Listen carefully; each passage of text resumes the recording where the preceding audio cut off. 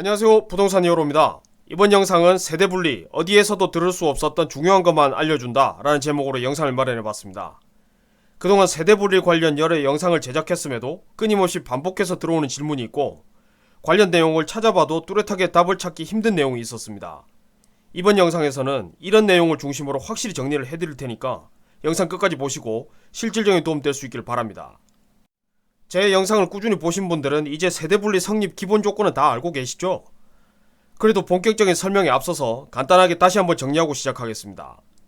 세대분리를 희망하는 사람은 소득과 혼인 여부 상관없이 31세가 되는 해에 생일이 지나거나 아니면 나이와 소득이 안 되더라도 혼인신고를 했거나 아니면 나이도 안 되고 결혼을 하지 않았더라도 매달 약 80만원 정도 이상의 수입이 있다면 제3의 독립된 공간으로 전입신고하면 세대분리된 것으로 인정받고 각종 혜택을 받을 수 있습니다.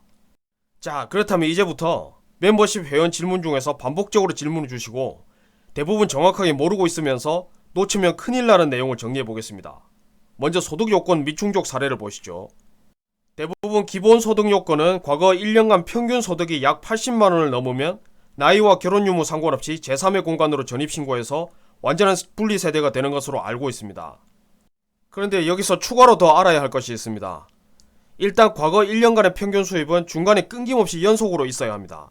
예를 들어서 6개월간 매달 200만원의 수입이 있었고 뒤에 6개월은 수입이 없었다면 평균으로 따지면 월 100만원이 되니까 얼핏 보면 조건을 충족한 것처럼 보이죠. 그런데 이 경우는 연속해서 수입이 없었기 때문에 인정이 되지 않는 것입니다.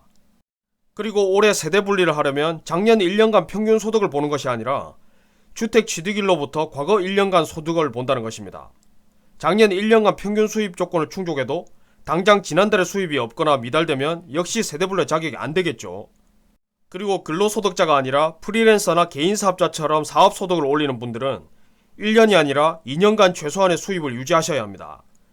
근로소득자에 비해서는 다소 강화된 규정이 적용되겠네요.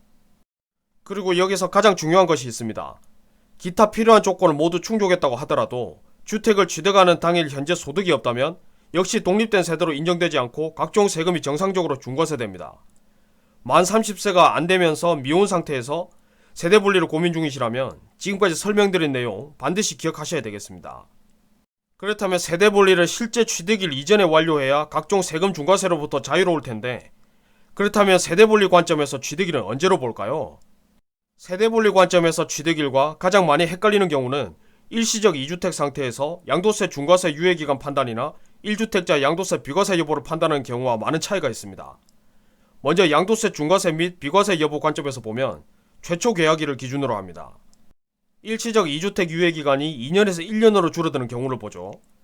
법 시행일 이전에 계약을 하고 법 시행일 이후에 잔금을 마무리했다면 이 경우는 최초 계약일을 기준으로 이전 규정을 적용해서 유예기간을 2년으로 봅니다. 그런데 세대분리 관점에서는 어떻게 될까요? 세대분리 관점에서는 납세 의무 발생일을 기준으로 합니다. 중과세를 피하기 위해서 세대분리를 하는 것이라면 최초 계약일과는 상관없이 잔금을 마무리하고 등기를 완료하기 전까지만 기본적인 요건을 충족하고 제3의 공간으로 전입신고해서 세대분리가 성립되면 취득세와 양도세 중과세를 피할 수 있습니다. 마지막으로 세대분리 관련해서 지금도 끊임없이 질문하시는 내용 하나를 뽑아봤습니다.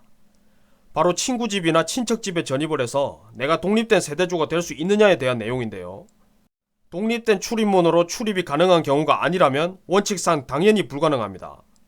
그런데 독립된 출입문으로 구분된 구조가 아니라 우리가 흔히 알고 있는 일반 아파트라고 하더라도 각자가 별도의 수입으로 별도의 생활을 하고 있는 것을 증명할 수 있다면 경우에 따라서는 세대분리가 가능한 경우도 있습니다. 여기서 중요한 것이 있죠. 제가 경우에 따라서라고 했습니다. 즉 같은 조건을 갖췄다고 하더라도 결정권자의 재량에 따라서 인정이 될 수도 있고 안 될 수도 있다는 뜻입니다. 한마디로 절대적인 조건을 충족했다고 해서 무조건 세대분리가 되는 것이 아니라 누군가의 평가를 거쳐야 하기 때문에 그만큼 위험 부담이 있다는 뜻이 되겠죠. 이번 영상 내용을 한 문장으로 요약하면 세대분리는 독립적인 생활을 스스로 유지할 수 있는 능력을 갖춘 사람에게 나라에서 인정하는 특권이다 정도로 요약할 수 있겠습니다. 스스로 독립할 능력이 안 되는 사람에게 세대분리를 쉽게 인정하고 청약 1순위 자격 같은 혜택을 준다면 신용불량자가 속출하는 등 여러 사회 문제가 발생할 것이고 이런 문제를 방지하고자 세대분리를 위한 일정 조건을 만들고 성립 여부를 까다롭게 심사하는 것입니다. 부디 이번 영상 내용을 잘 숙지하셔서 실질적인 도움 될 수 있길 바랍니다. 감사합니다.